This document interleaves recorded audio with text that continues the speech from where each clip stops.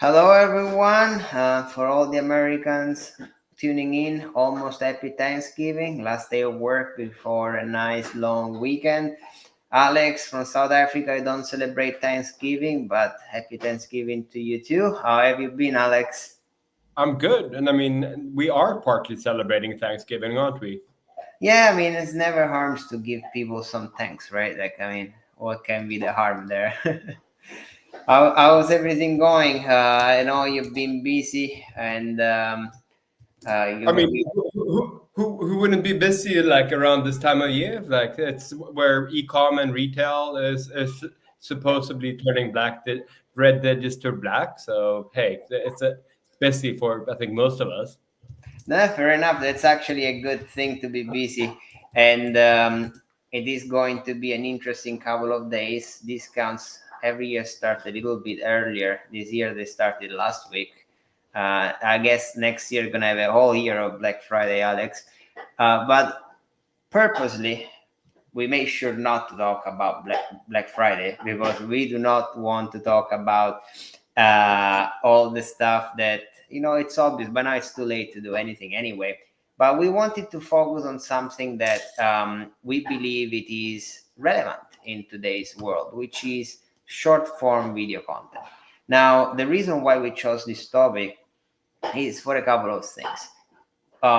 There is a big belief into long form video in terms of explainers, particularly when it gets to technical videos. But long videos, particularly for the new generations, they might cause a lot of drop offs. They might cause a lot of issues when people need to actually focus for a long time. And maybe people will consume longer content, but they will do that once they're hooked up to a product. So short form videos become essentially a hook, like when you go fishing, to get the people interested in a product prior to anything else coming to that. And there are a lot of ways to do short videos. It can be produced by a company, it can be done by an influencer, a user generated content. It can literally be done with AI these days. And each platform has a different way to consume this content. We can think about TikTok, Instagram, YouTube, completely different ways to create content and consume content. So, Alex, to get started with this topic, how often in your experience you have to deal with um, short form video? Like I would say, in my experience, maybe 55-60% of my clients use it. Uh, what's your percentage there, and how do you approach the conversation? I mean, I think I think if you don't really, if you have a target audience that is sort of below 40, start there as a good sort of indicator, or like maybe 45. Um, I think it depends on what brand, like niche or business you're in. It might be applicable to starting off with. But so I mean, to get a percentage right, I'd say that about 90% of our businesses have some sort of short form being created, or we help them to edit a long form into a short form. Yeah. So it's actually a bit more applicable. And the edited version of sort of taking something that might not that might have been created for a certain purpose will not sort of fly on all the channels that you just mentioned. Yeah. Um, you need to have a certain underlying sort of way of understanding sort of the rules of engagement of each channel.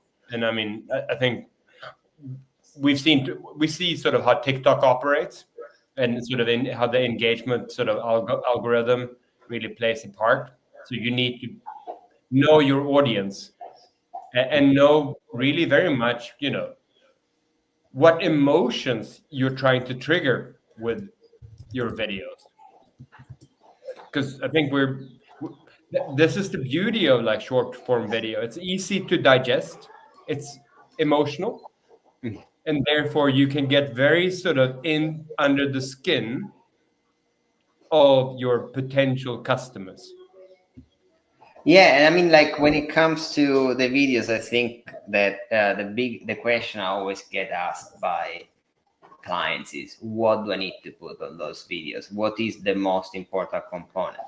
So essentially, what I tell consumers is the first 5 seconds, make sure you do a summary of what the video is gonna be about, almost like a call to action, so people get hooked to the rest of the video. But essentially, when it comes to the content of the video, no matter how I try to spin it, Alex, I go back to what they taught me in college, which is make sure to address the 5 Ws and the 1H: who, what, when, where, why, and how. Essentially, the content needs to answer these 5+1 questions to be complete. Even if it is short, you don't need to go into detail, but provide all the information you need in an engaging format. And now I usually say it's very important to have overlay on the video. Overlays are so critical because they provide snippet of information that you want. And one of the things that a lot of brands forget, which to me, to this day, really surprises me, is they forget about the fact that, believe it or not, a lot of people are going to be consuming your content while they're at work. So they're not gonna, or school, they're not gonna put the audio on. So your content needs to be engaging also with subtitles. Do not forget to have subtitles or captions, the way they call them these days. Do you find yourself this Even some platforms you need to nowadays also activate the sound, and it's not everyone that is the dead scrolling, and Yes, it's just that's something that pops out, and they actually don't actually hear it, and therefore you need to exactly. So essentially, what that's all little tips that are gonna help you deliver the content to as many people as possible. Now, Alex, another thing here, and then I will see if you have more advice here, is YouTube, for example. In YouTube, when you do video ads or video content, YouTube bills per view unless you have a 30 seconds ad, and in which case, if somebody skips your ads, you're not going to be billed for that. So a little bit of tricks here that can help advertisers. In addition to these, like, is there anything specific that you recommend your customers do when they come to you with, oh, I want to create video content? I mean, that's a question of how long is the road. Yeah. And,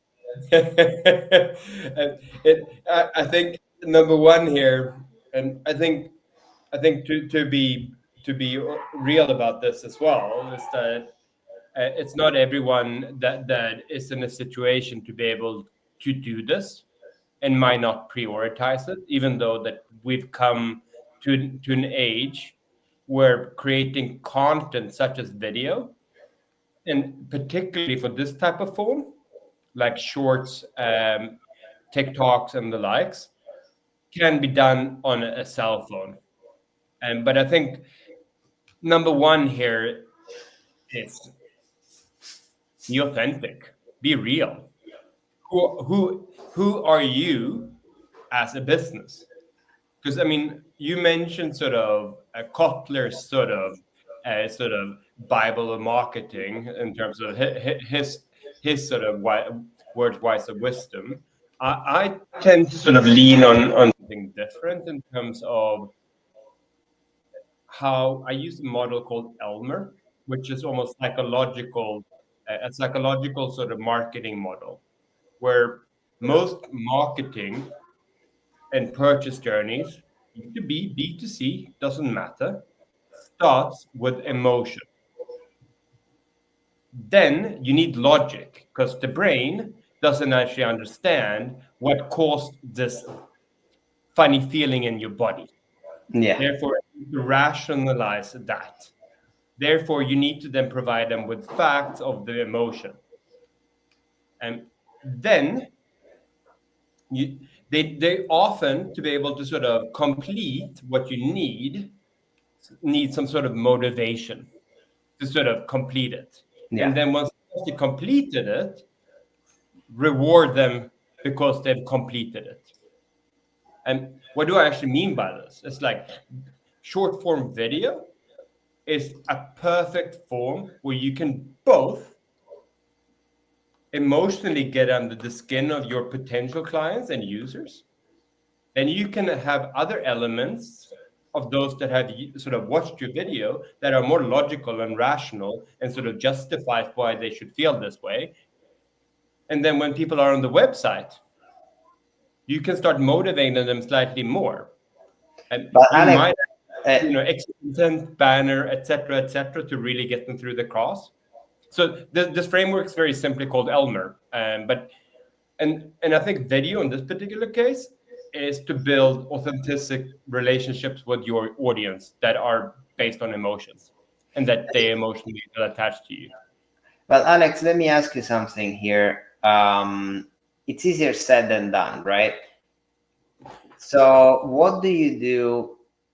How do you approach it with clients, right? Like, for example, my approach is I always tell my clients, look, unless you have a humongous creative team or very creative team of staff, start by a few base points. And those base points are essentially finding competitors that are, or companies in another industry event that are doing an amazing job at it. And once you have that in place, go ahead and create your own cut, create your own version, add your creativity to it. Almost like this is a much safer investment than you trying something from scratch, because some people don't even have the budget to do that. Is that an approach that you use? Like, I try to tell people, here is what is working for other companies, and that's what I suggest you look into to be successful as well. I'd say that I would use competitors or alternatives as a way of getting inspiration. Then I think the only way of getting going, and partly what I meant by creating video today, with the help of with the help of our cell phones and a microphone, isn't that difficult. And actually, if you are slightly creative, you don't even need microphone, because you can actually have drawn your message on a piece of paper and showing it like this. It doesn't have to be very complicated. And I would then start trial and error. And the only way for us to sort of really get into the swing of things is by testing to see what works. And I think TikTok is a really good sort of scene to test what works and what doesn't work. Yeah. Because, if you launch something that no one really cares about or has zero engagement in, you won't really get any engagements. Fair enough. So it's actually a really good sort of, I think we've touched on this in our prior sort of conversations, but like minimal viable tests. Don't think about it like this BHAG or big, hairy, audacious goal that you're trying to sort of do for yourself. Like, we will get there.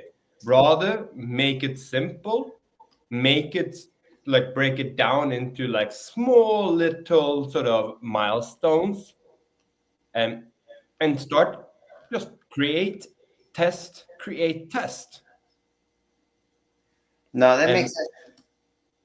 No, absolutely. And I think like one of the things that you can do, which is very easy, is potentially cut and edit the video, different content, to be able to find what might work best, right? Because remember, a video can be somebody speaking, but it doesn't mean that you cannot have the voice going on and then you put an image on top or another video, So there is a lot of way to edit a longer video into a shorter one and do a lot of A/B testing. So I do agree with you there.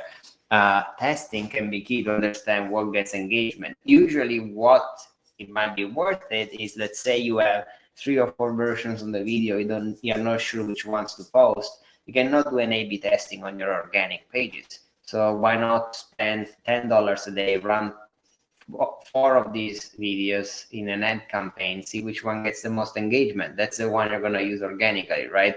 There are a lot of ways to essentially A/B test that it's not necessarily posting on your page. So I mean, often, I mean, again, depending on the size of client or the size of the business, I think just just do it is sort of a magic formula to just get going.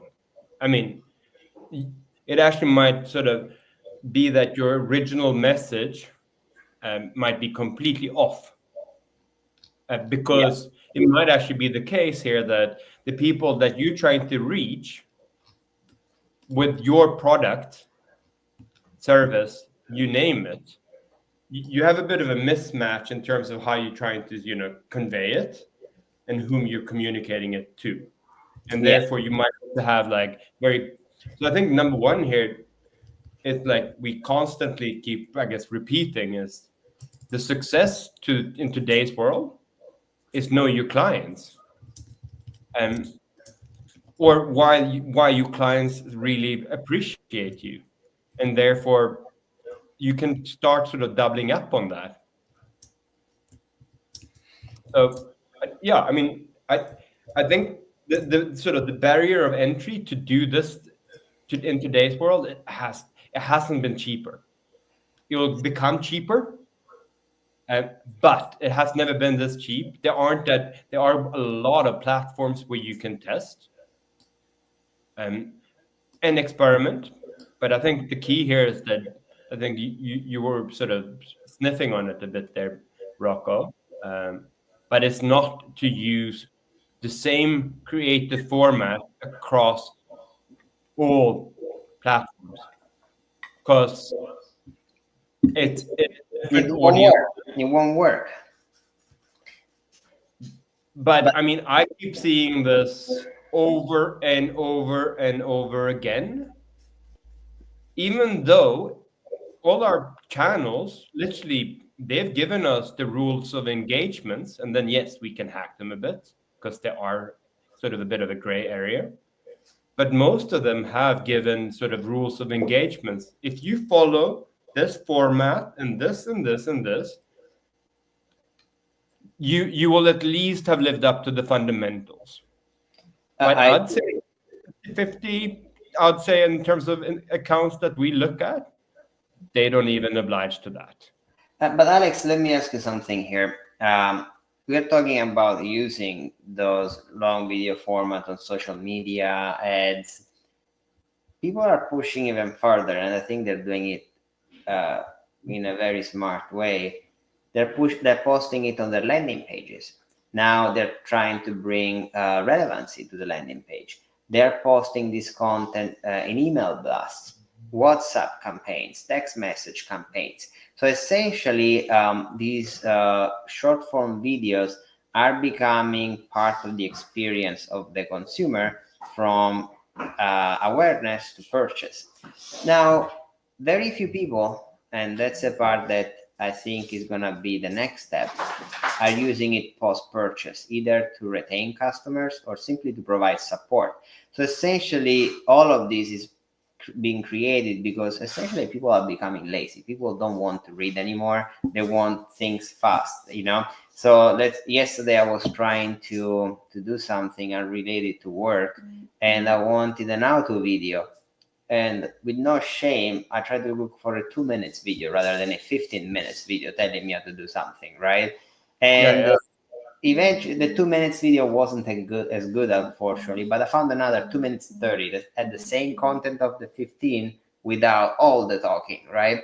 So essentially, this translates in business into how can we make people take buying decisions faster, quicker, and with information that they can acquire as soon as possible. So this short video content, which might seem only for ads, it actually transcends the ads and goes into the whole experience of the user, right? I mean, the whole debate around Facebook and now Meta, in terms of how Meta has been so bad for our children. I mean, they may not have invented sort of the dopamine kick, but they definitely have boosted it. And I mean, short formatted video is epic to deliver a dopamine type of rush. Yeah. Well, it sort of goes, and I mean, this is now like we're going in. I wouldn't say like off topic, but this is a bit more like neuromarketing, where you start thinking about how the brain sort of works and what buttons you can press. And content that is somewhere between 15 and 60 seconds are a lot easier digested. You're not getting cognitively overloaded, and you digest it. And at the same time, you're being delivered a dopamine kick. What can't be better here, eh? Yeah. Than reading something long formatted. And Let me ask you something though, Alex. When it comes to explaining this to a customer, right? What are the barriers you find? Like, because a lot of customers, when I talk about dopamine, their answer is, "Can you please talk to me in dollars?" So there must be some sort of strategy you use, right, to get there. I mean, I think the thing here is that at times we help them by taking some of the initial steps of creating short format videos in spaces that are a bit, I'd say, more paid video, and maybe that is not as exposing in terms of tests, so we can actually start showing them results Yeah. that are more aligned with a dollar sign, that this is that, because it's very difficult. I think a lot of businesses are still reasoning a bit in the wrong type of way, considering that a lot of end consumers, they need quite a lot of touch points today to actually make a buying decision. And the channel that they come from might not have been the one that influenced it. You know what they do, Alex, which I think, The attribution is so damn difficult, and video is more emotionally triggered, and an emotion normally doesn't lead to a direct conversion, but you've built and established a relationship with a first party user or data point, if you whatever you want to use, and they will remember you. yeah, I know what I do that for me at least works very well is that I find that, of course, the more sophisticated a client is, the more they understand these kind of discussions, right? But sometimes they just don't want to hear it. They're like, "Look, listen, I understand all of that. I don't have money for it." So what I usually do with clients, which works very well, every time I start a new relationship, I tell them from month 3 on, can we please have a test budget, which could be as low as $1,000. The test budget, I'm like, I'm going to explain you what I'm doing and why, but just let me test it. And let's say in 12 months, 3 of my initiatives out of 12 work, you have 3 new ways to make clients. And that's going to pay for itself over and over again. So essentially, I try to establish in the customers the mindset of allocating portions of their marketing budget, very small portions, to testing it, one new thing every month. And essentially what that means is that they agree to that, and they might not understand some of the things I want to try, but they let me do it because it's sort of an agreement. And that $1,000 comes with no expectation of ROAS. And I put it after 3 months because that means there is an established relationship, they see results. And that usually works very well to kind of go over all the Q&A of something that might not even work, right? Do you think that's something that you see potential into to kind of get to test more for clients, particularly? I mean, I think that's a great idea that you're establishing the sort of the test side. I mean, I guess I run it slightly different. I already bake in upfront that experimentation is built into what we require to do, because this is something for us to constantly evolve and become better at. So we don't, we don't get into a certain mindset that this is works and this is the only way that it works. So experimentation has sort of been built into it, and therefore also part of the budget that is almost also on purpose extrapolates that from the overarching budget that is being spent. And how I'm defending it is that this is almost like a learning budget, where we're learning of what to do and double up on. But at the same time, we will learn what not to do. And we'll be able to then share and document this sort of going forward. It's a very sort of, I guess, scientific way of going about it, but it's still sort of, and we're evaluating it based on X, Y, Z, why it failed. Yeah. And it seems it's a very similar approach, right? Like, and essentially the summary for everybody listening in is that short form videos are not only good for marketing, they're good for essentially the whole funnel, from organic to social to website to post sale to email marketing. And of course, they need to be different depending on what step of the funnel you're at. And short doesn't mean 10 seconds. It could be anywhere from 30 to a minute. It's still a short form video. And from there, essentially, you need to do A/B testing to figure out what works well. You can use advertising for it. And you need to commit to it. That's essentially what we're saying, right? You need to commit to testing new things, whether it's short video, long videos, text messages. Try something new every month. Unfortunately, nobody has ever made money without taking risks, Alex, right? No, I mean, but that's the thing. And I mean, all you guys out there, I mean, if you work with someone that isn't willing to test or experiment, they don't care enough about your account. Because they're actually going on autopilot and aren't actually pushing much of boundaries. And if I were you, I would actually consider who you work with and why you work with them and what they're delivering to you. But I mean, unless that comes from the fact that you're telling them we don't want to waste money, because you cannot try things without having a budget to try things.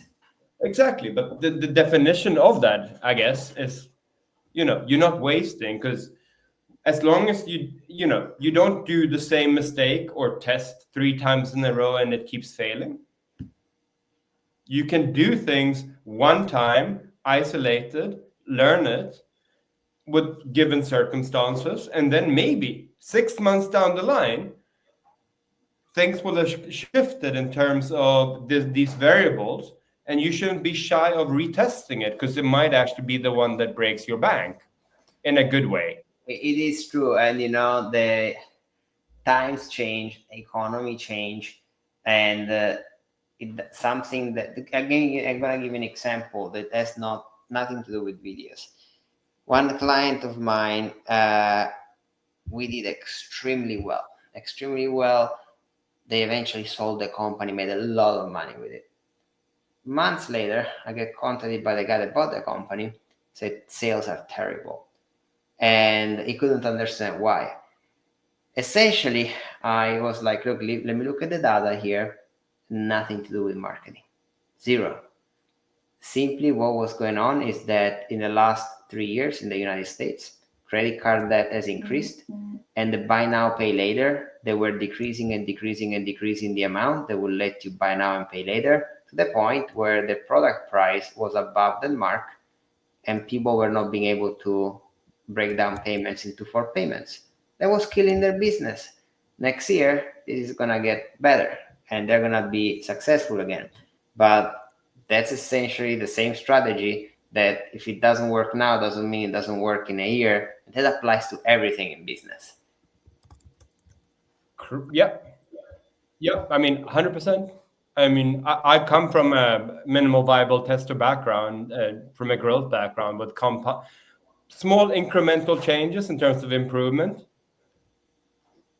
And that's will lead the way. And then, I mean, then sometimes you may come up and you might strike gold using short-term video, and because you actually might have found an entire new audience that would never have found you if you weren't yourself, your authentic self, and just being you, creating sarcastic entertainment and sharing it with the world. No, it sounds like very good, Alex. And all the advice you gave today, I think is very important to like take in consideration for every listener, whether they're an agency or a brand. And overall, that's very interesting because I work mostly with American clients. You work with Americans, European clients, but we come to the same conclusion. That means there is some logic, some truth to it. But Alex, we are getting toward the end of our episode. Is there anything you would like to add that you feel is worth mentioning? I mean, I think you summarized it well, and I mean, thanks, Rocco. I mean, your constant life lessons in terms of is also invaluable. So I mean, thanks in terms of like the combo, broad concept, very very concrete, and then a very neat summary from yourself. So I mean, if you're not on short form video, just do it. Yeah, and after that, get on long form videos, because videos is so much more explicative. And by the way, for those of you that might be interested, if you have videos, you need subtitles. I personally use an app called Descript. It does an amazing job at doing 99% of the captions for a video. Needs to be just some minor corrections in, for example, if I'm using the word, I don't know, some word that maybe is French that we use in English, you might misspell that word. But other than that, it does a pretty amazing job. It's called Descript. It's not free, but it's worth the money, like a couple of bucks a month. And of course, editing nowadays can be done in a multitude of ways. But thank you so much, everybody, for listening in. I hope you have a good Thanksgiving. Alex, we are going to give our followers here the next topics over the next week or so. Thanks so much for joining, Alex. Have a good rest of your week. Have a good one, and enjoy Halloween, Thanksgiving. Have a good one. Ciao. Enjoy Black Friday. Ciao.